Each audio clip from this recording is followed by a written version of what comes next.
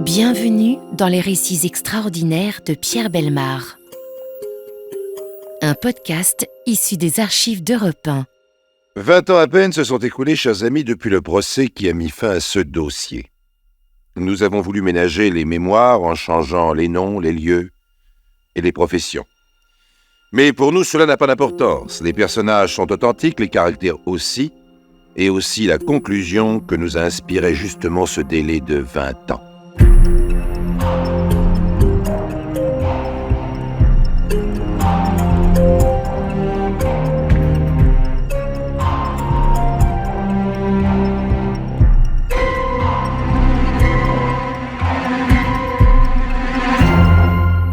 Les kilomètres de bitume gras défilent à une vitesse affolante dans le pinceau des phares. 140. Au tableau de la grosse 203 noire, l'aiguille du compteur kilométrique est bloquée au maximum. Le sol gras de la nationale semble vraiment avalé par le capot luisant, car lorsque la voiture est passée, plus rien ne semble exister derrière elle. Elle est seule, sur cette petite route, seule dans la campagne glaciale, en cette nuit de mars 1954.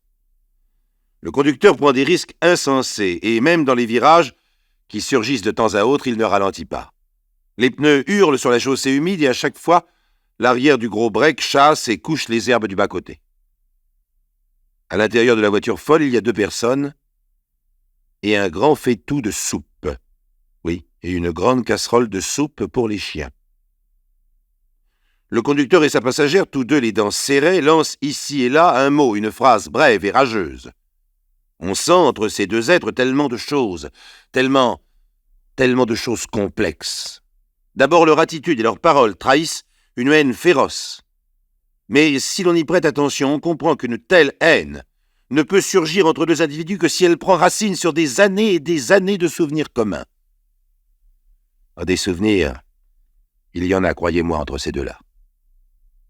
Allez voir dans la vie, avoir cette femme un peu forte de 40 ans et ce jeune homme de 19 ans. On dirait la mère et le fils. Malgré les efforts qu'il fait pour se donner l'allure d'un dandy parisien, malgré la simplicité qu'elle affiche en toutes choses, il leur échappe des gestes, des expressions qui créent des ressemblances plus frappantes même que les traits du visage. Ce sont des gestes, des expressions de 2 personnes qui ont longtemps vécu ensemble et qui finissent par déteindre l'une sur l'autre. Et pourtant, du point de vue de l'état civil, la femme un peu épaisse de 40 ans et le jeune dandy de 19 ans n'ont rien de commun. Pendant que la 203 noire continue à dévorer la nuit au mépris du danger, pendant qu'elle emporte ces 2 êtres vers un avenir inéluctable et atroce, laissez-moi vous raconter leur histoire. « Ah, ça n'a pas été drôle de vivre avec maman. Papa, il est beaucoup plus amusant. » Le petit Lucien Borelli est encore un gamin haut comme 3 pommes, mais déjà il trouve que la vie est faite pour s'amuser.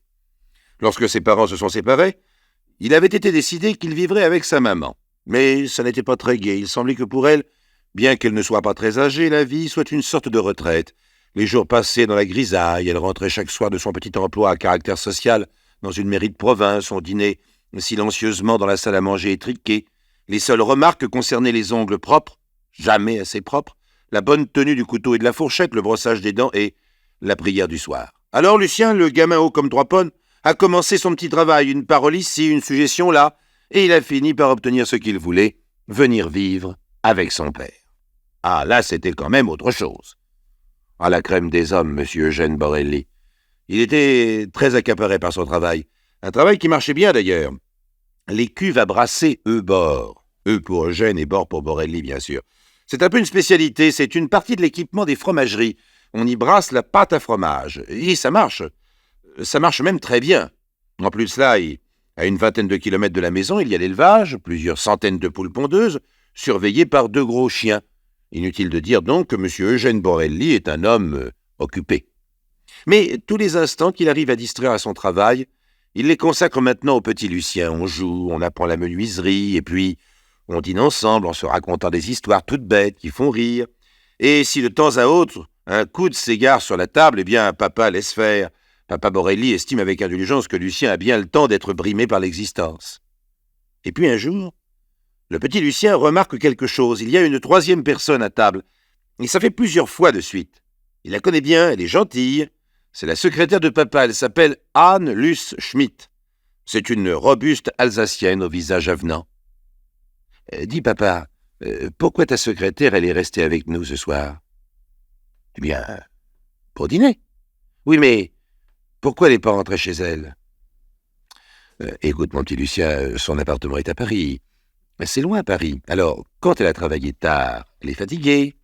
Et puis, ce n'est pas prudent qu'elle fasse tout ce chemin la nuit, toute seule. Tu comprends? Eh bien, t'as qu'à la faire travailler moins tard, ta secrétaire. Mais enfin, elle est gentille, tu ne trouves pas? Et puis, tu sais, elle t'aime beaucoup. D'abord, tu pourrais commencer par l'appeler autrement que ma secrétaire. Elle s'appelle Anne-Luce. Oh, c'est pas un joli nom. Ben, t'as qu'à lui en trouver un plus joli. Le petit nom plus joli, on finit par le trouver. Anne-Luce Schmidt devient Moon. Et Moon rentre de moins en moins souvent à Paris. Moon finit même par avoir sa chambre dans la maison des Borelli. Et papa Borelli a l'air bien content. Le petit Lucien, lui, l'est un peu moins. D'abord parce que papa s'occupe beaucoup de Moon, et que Moon n'est pas toujours drôle. Ah, elle est presque aussi sévère que maman. Lorsque Moon est là, plus question d'ongles à moitié propres ou de coudes sur la table. Lucien proteste, mais papa Borelli explique que Moon a raison. Elle-même a été élevée comme ça, là-bas, dans sa famille d'Alsace, et elle estime qu'un petit garçon doit apprendre ces choses-là. D'ailleurs, Lucien doit faire des efforts s'il ne veut pas que Moon se mette en colère. Lucien en fait des efforts, du moins le maximum de ce qu'il peut faire, car il n'a pas une volonté énorme, et puis, il faut dire que Moon quand même le gâte, elle le gâte pour se concilier ses bonnes grâces. Alors la vie passe, l'enfance passe, et Lucien Borelli est maintenant lycéen, et Moon est toujours à la maison. Lucien ne rapporte pas des carnets extrêmement brillants, Moon le sermonne, le gronde même sérieusement, mais c'est difficile, car Lucien est une vraie pelote de nerfs. Quand le sermon commence, il se replie sur lui-même, élève un mur d'indifférence, et si on essaie de franchir ce mur, Lucien explose et tout vole dans la maison. Papa Borelli, lui, hoche la tête, grommelle des regrets derrière sa grosse moustache poivre et sel et retourne à ses cuves à brasser le fromage ou à son élevage de poulets. Lucien arrive ainsi tant bien que mal jusqu'en terminale. Et là, il commence à s'intéresser à ce qui se passe à l'usine de son père. Ah, c'est du moins l'impression qu'il donne, mais Eugène Borelli et sa compagne Anne-Luce Schmidt sont tellement à l'affût du moindre signe chez le jeune homme qu'ils reprennent espoir. Il n'y a qu'à donner à Lucien une formation technique, et dans quelques années, il pourra seconder son père. Alors une école technique, on en trouve une, mais c'est à Paris. Et faire le trajet chaque jour, c'est fatigant. Anne-Luce, dite Moon, est bien placée pour le savoir, mais justement, elle a toujours gardé l'appartement qu'elle occupait avant de venir habiter dans la maison des Borelli. Et c'est elle qui propose la solution. Lucien est grand maintenant. Il n'aura qu'à habiter l'appartement pendant la semaine et puis revenir à la campagne le week-end. Qu'en pense-t-il? Ce qu'il en pense, Lucien? Mais pour lui, c'est inespéré. C'est une bouffée d'air pur, c'est l'espoir de pouvoir enfin échapper à la sévérité de Moon, à la faiblesse de son père, l'espoir de pouvoir enfin s'amuser un peu dans la vie. À l'appartement de Paris. À la pensée des jours et surtout des nuits qu'il y a passées, le jeune Lucien Borelli se détend un instant. Mais tout de suite, il empoigne à nouveau le volant avec rage, car nous sommes, ne l'oublions pas, nous sommes, pendant que ses souvenirs défilent, à bord d'une grosse 203 noire qui fait crisser ses pneus dans les virages et qui dévore une route isolée dans la campagne, une 203 noire qui emporte Moon et Lucien vers un destin atroce et inéluctable.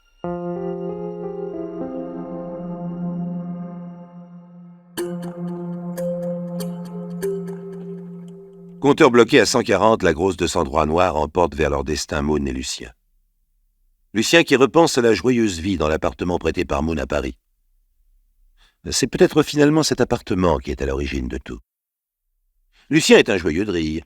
Lucien est un bon copain, tout le monde est d'accord là-dessus. L'école technique, on y va ou on n'y va pas. On y va quand on arrive à se réveiller à l'heure, quand la nuit n'a pas été trop folle. Et les nuits sages sont de plus en plus rares. C'est qu'il y a tant de cinéma à Paris, tant de caves avec du bon jazz à Saint-Germain-des-Prés, tant de bars accueillants où les bouteilles de scotch semblent n'avoir pas de fond. Oh, Lucien ne les connaît pas tous, mais en tout cas, il les sait.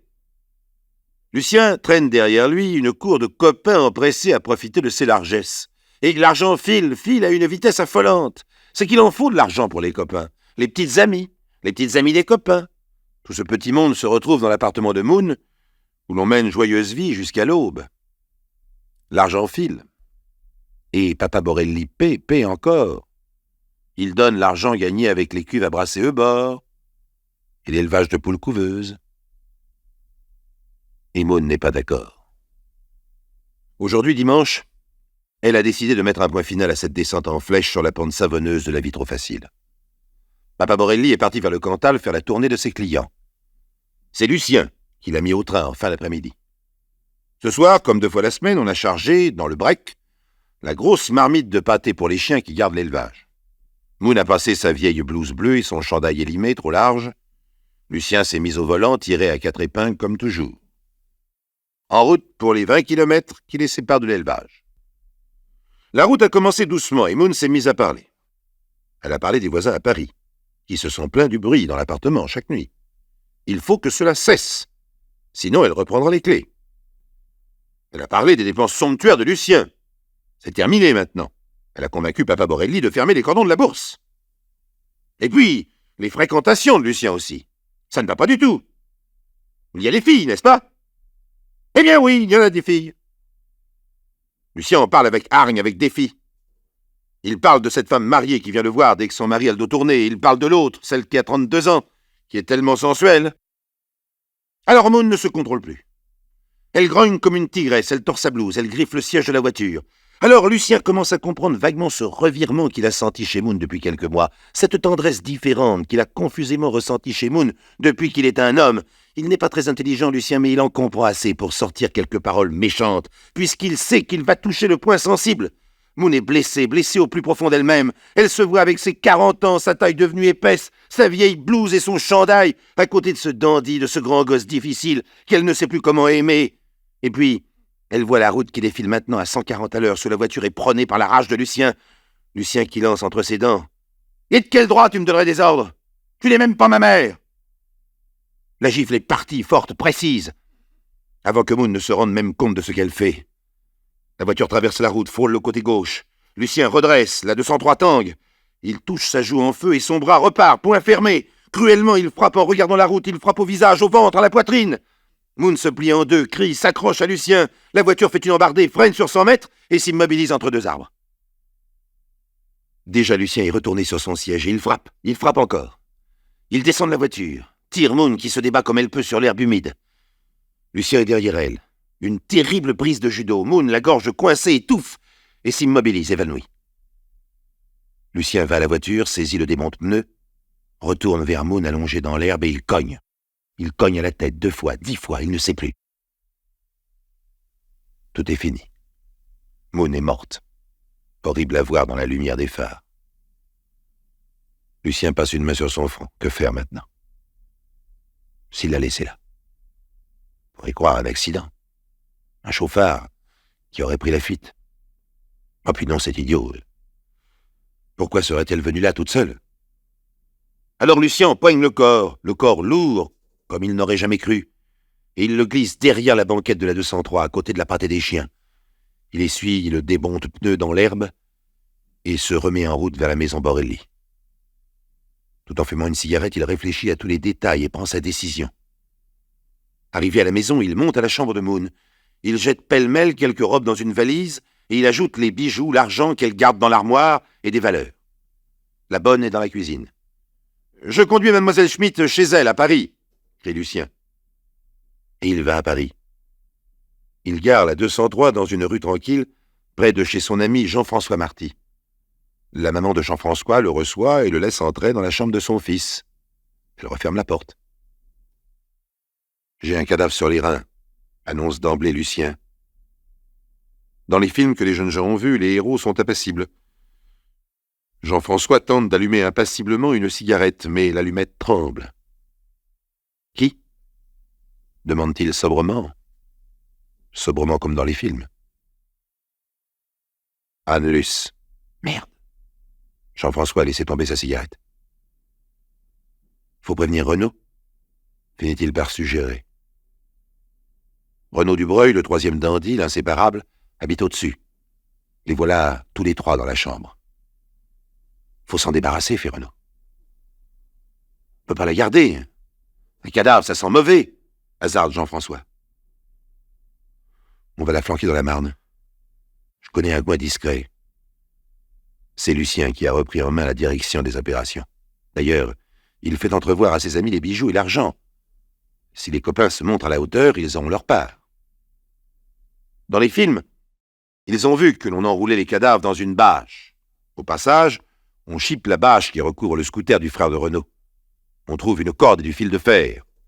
Et puis, en route vers la Marne. Dans les films, ils ont vu qu'il fallait lester les cadavres pour les empêcher de remonter. Alors en chemin, on s'arrête près d'un chantier et on vole de parpaing. C'est vrai que le coin de la Marne que connaît Lucien est discret, surtout la nuit. Mais la berge est en pente douce.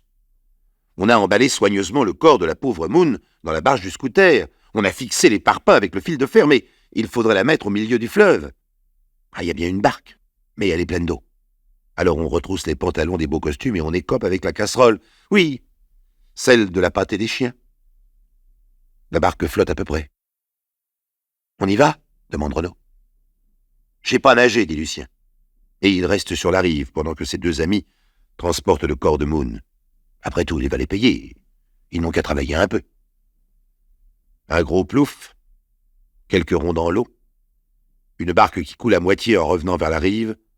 L'affaire est faite, on rentre à Paris, on se sépare. Lucien retourne à la maison. Papa Borelli est revenu le surlendemain de sa tournée dans le Cantal. « Où est passée Moon ?»« Elle est allée se reposer en Autriche, annonce Lucien très calme. C'est vrai que Moon avait parlé de ce projet, mais après 10 jours sans nouvelles, Papa Borelli s'inquiète. Il téléphone au frère de Moon, qui est avocat en Alsace. La famille non plus n'a pas de nouvelles. Le frère avocat monte à Paris avec Papa Borelli. Il visite l'appartement de Moon. On ne trouve rien, aucun indice sur sa destination. Le frère avocat, qui connaît la marche à suivre, fait lancer une recherche dans l'intérêt des familles. La police débarque à la maison Borelli. Lucien ne sait rien et s'inquiète comme tout le monde. Cela dure des jours et des jours. Et puis des mariniers repêchent un corps méconnaissable emballé dans une bâche au fil de la Marne, une femme vêtue d'une blouse. La poche de la blouse, une enveloppe encore lisible. Mademoiselle Anne Luce Schmidt, aux bons soins de M. Borelli. Puisqu'il y a eu crime, il y a interrogatoire. Personne ne suspecte Lucien. Mais dans les films, il a vu que les criminels avaient un alibi. Il s'est donc créé un alibi pour la nuit du meurtre. Il était au cinéma. Mais il hésite, s'en mêle, se trompe dans les horaires des séances, dans le nom du film. Les policiers commencent à avoir des doutes. Mais c'est pourtant vrai que j'étais au cinéma. Demandez à mes amis Jean-François et Renaud. Bêtement, Lucien vient de lâcher les noms de ses deux complices. Les policiers, qui n'ont toujours que des présomptions, veulent interroger les deux copains. Et comme par hasard, ayant appris la découverte du cadavre par les journaux, ils se sont enfuis tous les deux depuis 3 jours. C'est pire qu'une accusation pour Lucien qui se sent cerné, et il passe aux aveux. Il raconte son crime et refait tous ses gestes au cours d'une reconstitution de la nuit tragique. La semaine suivante, on retrouve Jean-François. Il avait en poche un billet pour Dakar, mais comme il pensait que les ports étaient surveillés, il est allé s'engager à la Légion étrangère. 8 jours plus tard, on retrouve Renaud. Mais Renaud est mort. Il s'est suicidé dans une sordide chambre d'hôtel près de Lyon. Avant de mourir, il a laissé une généreuse lettre dans laquelle il tente d'innocenter Lucien. C'est un pauvre gosse, dépassé par les événements, a écrit Renaud. Pourtant, pendant son procès, Lucien ne va pas hésiter, pour sa défense, à essayer d'accabler la mémoire du suicidé. Mais ce stratagème, pas très reluisant, ne convaincra pas le jury. Pas plus que les admirables paroles de Papa Borelli. Ce sera lui, le plus ardent défenseur de ce fils qui a pourtant brisé son existence, mais rien n'y fera. Lucien, amaigri, affaibli par une grève de la faim, s'entend condamné à 20 ans de réclusion criminelle. 20 ans. Mais au fait, cela se passait en 1956. Avec les remises de peine, Lucien doit être libre maintenant. Moon est morte, assassinée. Renaud s'est suicidé. Et Lucien, c'est un homme de 40 ans, libre.